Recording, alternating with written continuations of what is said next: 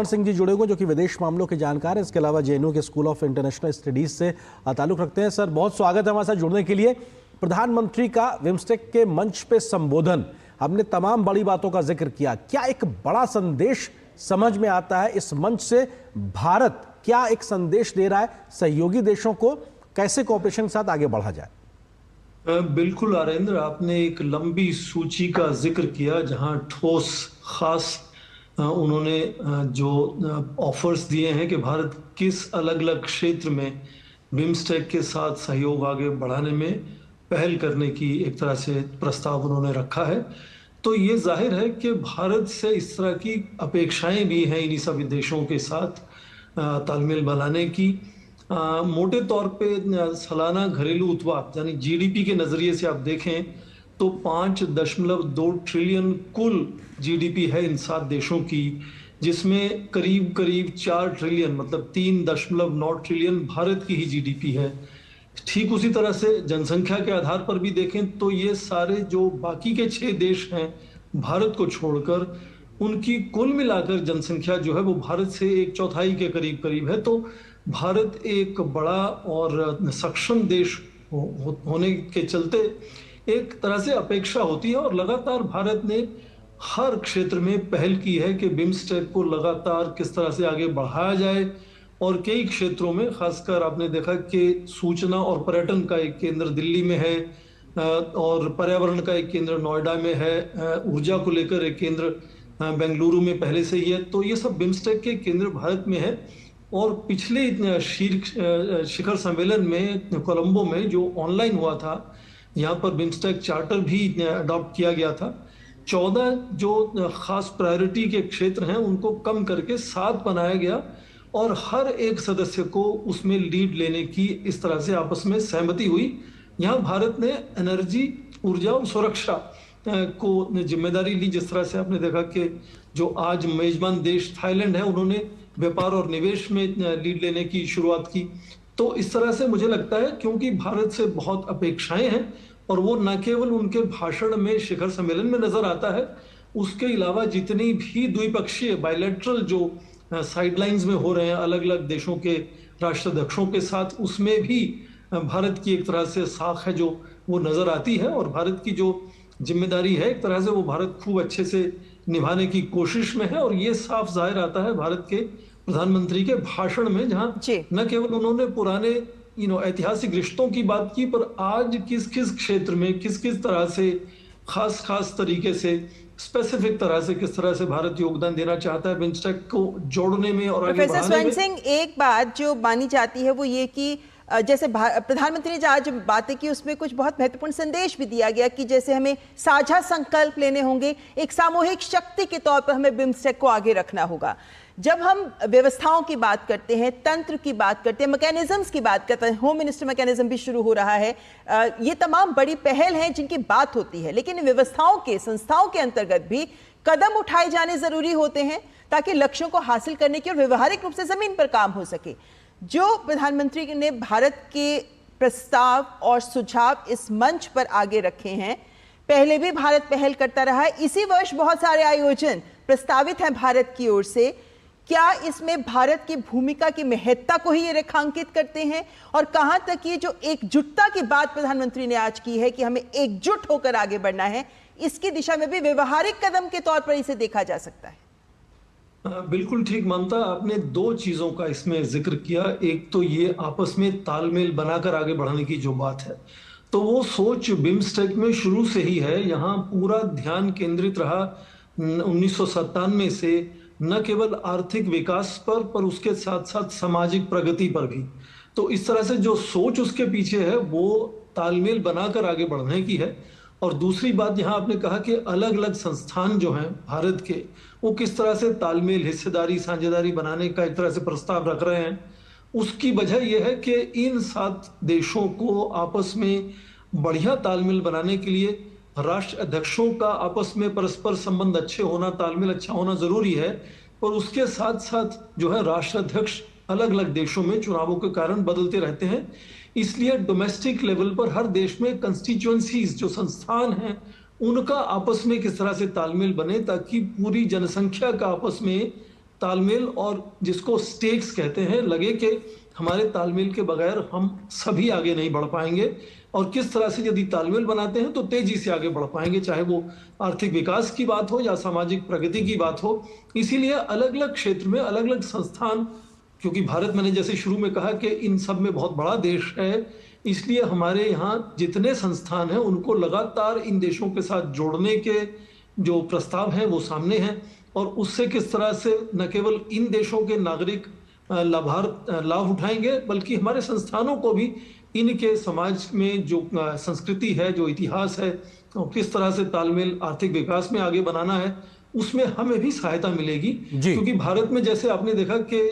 Technology को लेकर बहुत तेजी से बदलाव आया है, और सस्ते दामों पर बड़ी संख्या में, उसमें भी प्रधानमंत्री ने यूपीआई की बात की कि किस तरह से यूपीआई के इस्तेमाल से इस पूरे क्षेत्र में न केवल टूरिज्म बढ़ेगा बल्कि व्यापार निवेश भी बढ़ेगा, आसान हो जाएगा। और खेलों का जिक्र किया कि वो एथलेटिक मीट कराना चाहते हैं भारत में इस साल, और बिम्स्टेक गेम्स शुरू करना चाहते हैं 2027 से, चैम्बर्स ऑफ कॉमर्स बनाना चाहते हैं। तो इस तरह से जो अलग अलग संस्थानों को जोड़ने की कोशिश है वो यही है कि तालमेल केवल राष्ट्राध्यक्षों तक सीमित ना रहे, या मंत्रियों या अफसरों तक सीमित ना रहे, जो जाहिर है कि उनकी दिशा निर्देशन वही देंगे,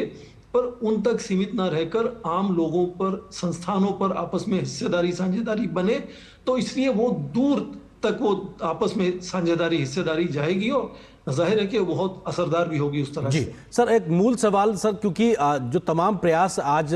प्रधानमंत्री के वक्तव्य में दिख रहे हैं, 2016 का गोवा में जब ब्रिक्स समिट हुआ, उसके साइडलाइंस में बिम्स्टेक को एक तरीके से महत्व देने का जो प्रयास शुरू किया था पीएम मोदी ने प्रधानमंत्री होते हुए, 2016 से लेकर अभी तक का अगर देखा जाए तो तमाम ऐसी कोशिशें हुई हैं कि इस मंच को फिर से गतिशीलता दी जाए। और आपको लगता है कि वो जो गवर्नमेंट के लेवल पे इंटरेक्शन है, पीपल टू पीपल इंटरेक्शन है, साथ ही साथ बिजनेस फोरम पे भी उसको बढ़ाने की कोशिश है, प्रधानमंत्री मोदी की खुद की एक लीडरशिप इस मंच को बेहतरी से आगे ले जाने में आपको लगता है रीजनल कोऑपरेशन के लिए एक बड़ा मोमेंटम देता दिखाई पड़ रहा है? देखिए, नेतृत्व की यहां तक बात है, वो जाहिर है वो राष्ट्राध्यक्षों के स्तर पर नेतृत्व मिलना बहुत अहम होता है कि किस तरह से पूरे क्षेत्र में आपस में साझेदारी बनेगी। पर उसके साथ साथ आप देखें, भारत जो है, भारत के प्रधानमंत्री से अपेक्षाएं बहुत अलग हैं, क्योंकि उनका जो एक तरह से साख है, या उनकी जो लीवरेजेस हैं, जो हमारी हैसियत है, वो अलग है। उसके साथ साथ मंशा भी है कि पूरे क्षेत्र में किस तरह से तालमेल बना रहना चाहिए। आपने जिक्र किया 2016 से, और फिर उसके बाद 2019 में आप देखें, फिर जब तीसरी बार प्रधानमंत्री बने नरेंद्र मोदी, तो उन्होंने फिर बिम्स्टेक के नेताओं को अपने जो स्वेरिंग इन सेरेमनी है उसमें उनको बुलाया। तो लगातार ये हम देख रहे हैं कि भारत का रुझान बिम्स्टेक को लेकर क्षेत्र में तालमेल और संतुलन और स्थिरता बनाने में लगातार है। उसके कुछ कारण हो सकते हैं। आप ये कहें कि भारत और पाकिस्तान के संबंधों के चलते जो सार्क शिखर सम्मेलन है वो करीब एक दशक से नहीं हो पा रहा है। उसका ये मतलब नहीं कि क्षेत्र के देश आपस में जुड़ेंगे नहीं। यदि एक संस्थान काम नहीं करता तो दूसरा संस्थान काम करेगा, दूसरा शिखर सम्मेलन काम करेगा।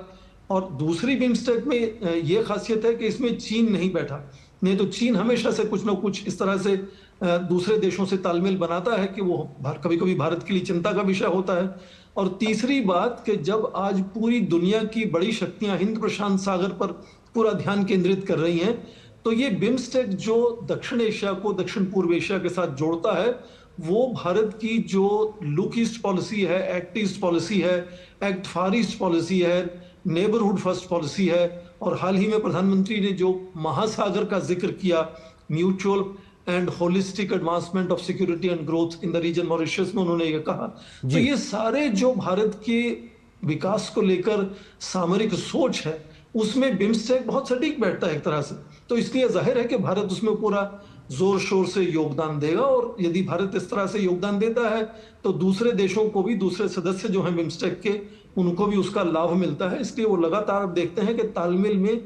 रफ्तार और जो स्केल है उसमें बदलाव आता हुआ नजर आता है, और क्षेत्र को थोड़ा सा बढ़ाकर न केवल दक्षिण एशिया तक सीमित रखे, बल्कि दक्षिण एशिया को दक्षिण पूर्व एशिया के साथ जोड़कर, या हिमालय को बे ऑफ बंगाल के साथ जोड़कर, और कनेक्टिविटी पर फोकस देते हुए किस तरह से लोगों को जोड़ना है, जो आधारभूत ढांचे हैं उनको जोड़ना है। तो उस सब के चलते मुझे लगता है कि ये उत्साह सारे देशों का सम्मिलित है इसमें, केवल भारत का नहीं है, भारत का एक तरह से योगदान उत्साह अलग भी है, सम्मिलित है नेतृत्व है। प्रोफेसर स्वर्ण सिंह, और प्रतिबद्धता भी है जो इस मंच पर नजर आती है, जिससे उम्मीदें और बन जाती हैं कि बिम्स्टेक एक और मजबूत संगठन के तौर पर उभर पाएगा। हमारी चर्चा आगे जारी रहेगी प्रोफेसर साहब, लेकिन उससे पहले यहाँ एक ब्रेक के लिए रुकेंगे। बैंकॉक में हुआ, प्रधानमंत्री थाईलैंड के दौरे पर हैं, और इस शिखर सम्मेलन में भारत की ओर से जो प्रधानमंत्री ने वक्तव्य प्रस्तुत किया, उसमें भारत किस तरीके से इस मंच को और मजबूती दे सकता है, उसको भी दशा दिशा देता है प्रधानमंत्री का वक्तव्य, जिसके मुख्य बिंदु हमने आपके सामने रखे। और चर्चा इस पर करने के लिए हमारे साथ प्रोफेसर स्वर्ण सिंह लगातार जुड़े हुए हैं।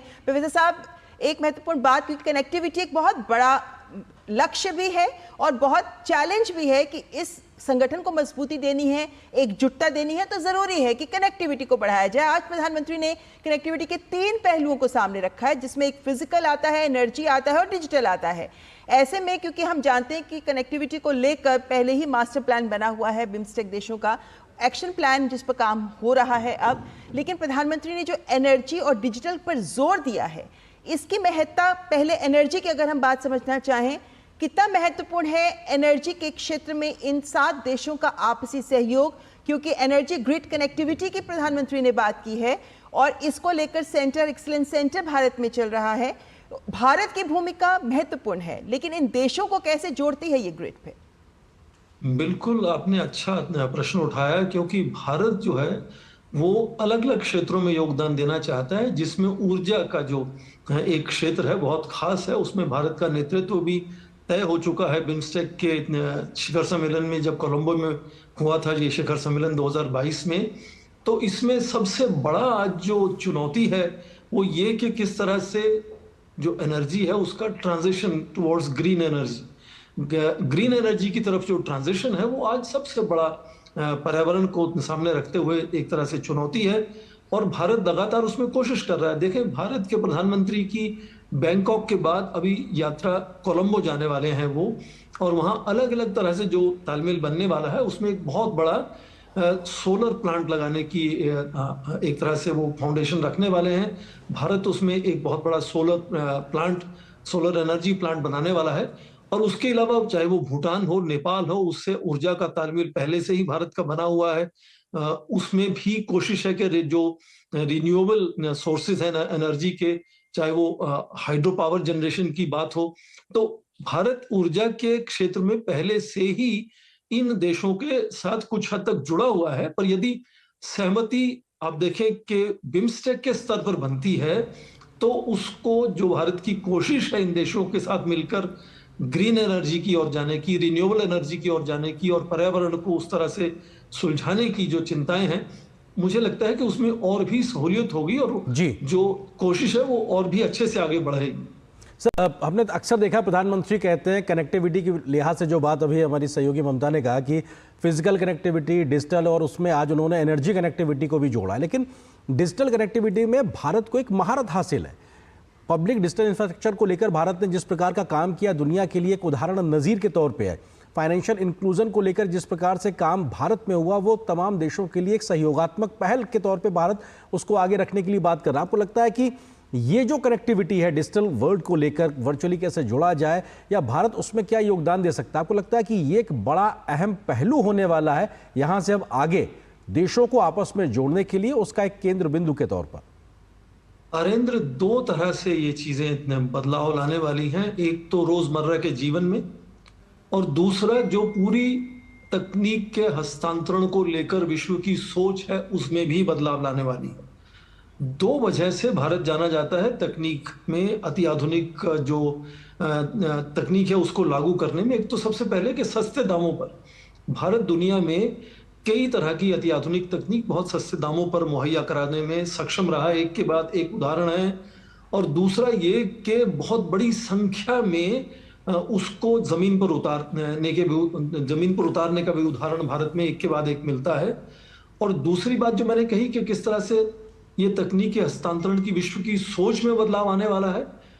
इतिहास में जितनी भी अति आधुनिक तकनीक आती थी, वो या तो जो देश बनाता था वो देना नहीं चाहता था किसी को, या फिर दोस्तों को देता था तो बहुत दामों पर देता था, बहुत सी रुकावटों और बहुत से एक तरह से रिस्ट्रिक्शंस के साथ देता था। भारत आज कहता है कि जितनी भी यूपीआई भारत ने प्लेटफॉर्म तैयार किए हैं, चाहे वो सर्वव्यापी महामारी के दौरान कोविन का प्लेटफॉर्म हो, या आज अलग अलग जो यूपीआई के प्लेटफॉर्म है, वो भारत कहता है कि जो देश लेना चाहता है वो मुफ्त में ले सकता है। तो उस पर कोई रुकावट नहीं है, कोई दाम नहीं है उस पर। और किस तरह से डिजिटल तरीके से कम फाइनेंशियल एम्पावरमेंट जो है उसके तरीके से न केवल लोगों की रोजमर्रा जीवन में बदलाव आएगा, बल्कि उसके साथ साथ चाहे वो व्यापार हो, निवेश हो, पर्यटन हो, उसमें भी कितनी सहूलियत होने वाली है और बढ़ावा होने वाला है उस तरह से। तो मुझे लगता है इसमें खास तरह से आप आरेंद्र देखें तो भारत का उदाहरण अपने आप में एक बहुत अलग तरह का उदाहरण है। जी बिल्कुल, और भारत शायद विश्व के विरले देशों में शुमार है जो अपनी क्षमताओं को दूसरे देशों के साथ साझा करने को, तकनीक भी साझा करने को, आगे बढ़कर साझा करने को तैयार है कि ताकि दूसरे देश भी विकास कर सकें। लेकिन जब कनेक्टिविटी की बात होती है तो आज व्यावसायिक कनेक्टिविटी शब्द का भी प्रधानमंत्री ने प्रयोग किया, और बिम्स्टेक के देशों में हम जानते हैं संभावनाएं बहुत हैं व्यापार की, लेकिन अगर हम पिछले 23 साल के ही नजर डालते हैं कि 2000 में $5 बिलियन तक ही इन देशों के बीच का आपसी व्यापार था, तो 2023 तक आते आते वो मात्र $60 बिलियन तक पहुंच, 5 से 60 की ही दूरी कवर कर पाया है बिलियन डॉलर्स के हिसाब से अगर हम बात करते हैं। ऐसे में ये जो व्यावसायिक कनेक्टिविटी की बात की है और जिसको लेकर ठोस पहल और सुझाव भी प्रधानमंत्री की ओर से दिया गया है कि चैम्बर ऑफ कॉमर्स की भी शुरुआत की जाए इत्यादि, और लोकल करेंसी में भी कहां तक व्यवसाय हो सकता है, व्यापार हो सकता है, इसकी फिजिबिलिटी स्टडी भी हो। आपको लगता है प्रोफेसर साहब कि व्यवस्था तंत्र व्यापार आगे बढ़ाना एक बात है, लेकिन इसको और आगे ले जाने की एक सोच, एक दूरदृष्टि दिखती है प्रधानमंत्री के इस सुझाव में? दो बातें आपने इसमें कही। एक तो लोकल करेंसीज को बढ़ावा देने में, ताकि किसी एक विदेशी करेंसी के ऊपर बहुत ज्यादा निर्भर ना हो, और यदि लोकल करेंसीज को इस्तेमाल करते हैं तो व्यापार आसान होता है, तेजी से होता है, और बहुत सा एक तरह से जो करेंसी ट्रांसफर करने में खर्चा आता है वो बच जाता है। तो एक तरह से वो सहूलियत पेश करता है। दूसरी बात आपने कही व्यावसायिक जुड़ाव की, जो व्यावसायिक कनेक्टिविटी की आपने बात की,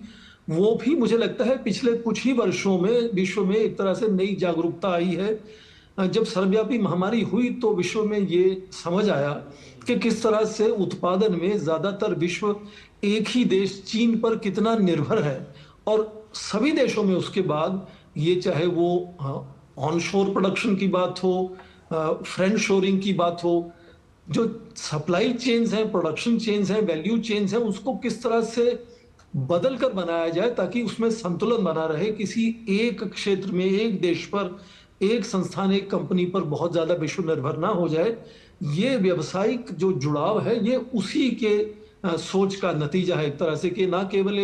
व्यापार और निवेश का आप संबंध बनाना चाहते हैं, बल्कि आप व्यावसायिक जुड़ाव इस तरह से करना चाहते हैं कि आप अलग अलग देशों को एक ही उत्पादन में, एक ही कमोडिटी की प्रोडक्शन में आप किस तरह से अलग अलग देशों को उसमें जोड़ सकते हैं, ताकि जो एक प्रोडक्शन, एक सर्विस कोई देश जिसको बाहर भेजना चाहता है, निर्यात करना चाहता है, वो केवल जरूरी नहीं कि उसी जगह में प्रोड्यूस होना चाहिए। अलग अलग देशों में, जैसे भारत में अलग अलग क्षेत्रों से चीजें तैयार होकर वो भारत से निर्यात होती हैं, उसी को बढ़ाकर पूरे क्षेत्र में बिम्स्टेक देशों में आपस में व्यवसाय की जुड़ाव किस तरह से किया जा सके कि वो जिसमें जो ज्यादा सक्षम है वो उसी में योगदान दे, ताकि वो अंतर्राष्ट्रीय स्तर पर ज्यादा कंपेटिटिव हो जाए और जो निर्यात करते हैं उनको लाभ हो। बिल्कुल। और सर, जो बात प्रधानमंत्री ने कही अपने संबोधन में, जिसका विस्तार आप दे रहे तो वो ये भी कहते हैं कि हर साल एक बिजनेस समिट भी हो, तो ये भी अपने आप में एक इंटरेक्शन का एक ऐसा मौका होगा कि जब हम एक दूसरे की क्षमताओं के साथ सहयोग करके आगे बढ़ सकते हैं। लेकिन व्यापारिक कनेक्टिविटी का जो सवाल ममता ने किया था उसमें ये बहुत ज़रूरी है, जो बात प्रधानमंत्री कहते हैं फ्री, ओपन, सिक्योर और सेफ रहे इंडो पैसिफिक रीजन, या पूरा वे ऑफ बंगाल के लिहाज से अगर बात की जाए, तो उस लिहाज से भी इस मंच से इस बात को कहना कि साहब नौवहन का जो सुरक्षा का जो पूरा खाका है वो बहुत ज़रूरी है, उस दिशा से प्रधानमंत्री का ये कहना, और ये कितना महत्वपूर्ण हो जाता है इस मंच से एक संदेश, न सिर्फ आपसी सहयोगियों के लिहाज से भी बल्कि दुनिया के देशों के लिए भी जो साहब इस प्रकार की दिक्कतें भी पैदा करते हैं। इसमें अरेंद्र उस बात के कहे जाने की जो अपेक्षा है वो भी समझनी जरूरी होगी, और उसका जो महत्व है वो भी समझना जरूरी होगा, क्योंकि आपने बार बार सुना होगा, कई वर्षों से विश्व मानता है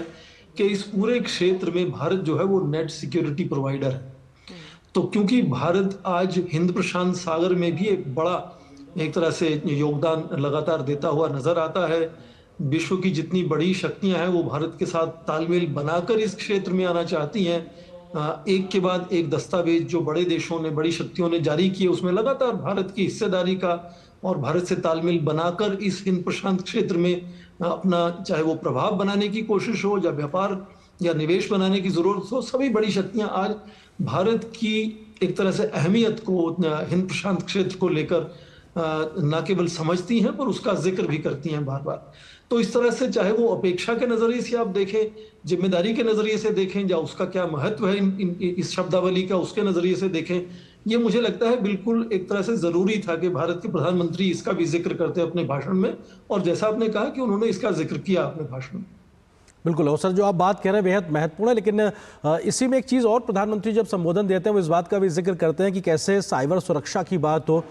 आतंकवाद से निपटने की बात हो, या फिर ड्रग ट्रैफिकिंग या ह्यूमन ट्रैफिकिंग को लेकर भी ये ऐसी चिंताएं हैं, क्योंकि हमारी देशों की सीमाएं दूसरे से मिलती हैं, तो ऐसे में ये चिंताएं बड़ा वाजिब हो जाती हैं। और यहाँ पे सहयोग भी बहुत ज़रूरी है और विश्वास भी बहुत ज़रूरी है, साहब मिलकर काम किया जाए। आपको लगता है ये व्यवहारिक चुनौतियाँ हैं, इनको चुनौतियों की तरह से लेना और इन पर बात करके समस्या से समाधान की ओर आगे बढ़ना, तभी विश्वास बहाली से आगे बढ़ा जा सकता है? ये भी अपने आप में एक वक्त की ज़रूरत है। बिल्कुल आप ठीक कह रहे हैं, क्योंकि ये समस्याएं जो आप जिक्र कर रहे हैं, जिनको नॉन ट्रेडिशनल सिक्योरिटी कहते हैं, जिसमें चाहे वो आतंकवाद की समस्या हो, सर्वव्यापी महामारी की समस्या हो, रिफ्यूजीज की समस्या हो, पर्यावरण की समस्या हो, कई तरह की समस्याएं हैं, वो इन सभी देशों की साझा समस्याएं हैं। वो किसी एक देश की समस्या नहीं है। किसी देश में एक समस्या कम है, दूसरी ज्यादा है, दूसरे देश में दूसरी समस्या ज्यादा है, कुछ और कम है, पर ये सभी देशों की साझा चुनौतियां हैं। इसीलिए मुझे लगता है कि यदि आपस में तालमेल बढ़ता है तो इन चुनौतियों से लड़ने में और उनको सुलझाने में क्षमता जो है वो बढ़ेगी। कोई भी यदि तालमेल नहीं बनता है तो उन समस्याओं को सुलझाना आसान नहीं होता है। तो इसी के चलते आप देखें कि भारत के प्रधानमंत्री ने न केवल शिखर सम्मेलन में अपना एक तरह से योगदान दिया, पर उसके साथ साथ लगातार सभी देशों के राष्ट्राध्यक्षों से द्विपक्षीय बायलैटरल स्तर पर भी उन्होंने लगातार बात की, ताकि तालमेल जो है वो अच्छे से बने। और यदि गर्मजोशी राष्ट्राध्यक्षों में अच्छे से होती है तो उसका असर जाहिर है कि जो साझा सोच बनती है शिखर सम्मेलन में, उसको जमीन पर उतारना कैसे है, उसको जमीन पर उतारने के लिए वो सहायक होती है एक तरह से। तो इसी के चलते आप देखें कि भारत लगातार कहता है कि ये समस्याएं केवल भारत की नहीं है, हम सब की साझा समस्याएं हैं, और यदि हम मिलकर काम करेंगे तो इन समस्याओं से एक तरह से उनको सुलझाने में जो है वो सबकी आसानी होगी। सभी के साथ ये समस्याएं हैं। तो मुझे लगता है कि तालमेल यदि अच्छा होता है तो ये समस्याएं, मुझे लगता है कम से कम उनका प्रबंधन करने में, उनको मिटाने में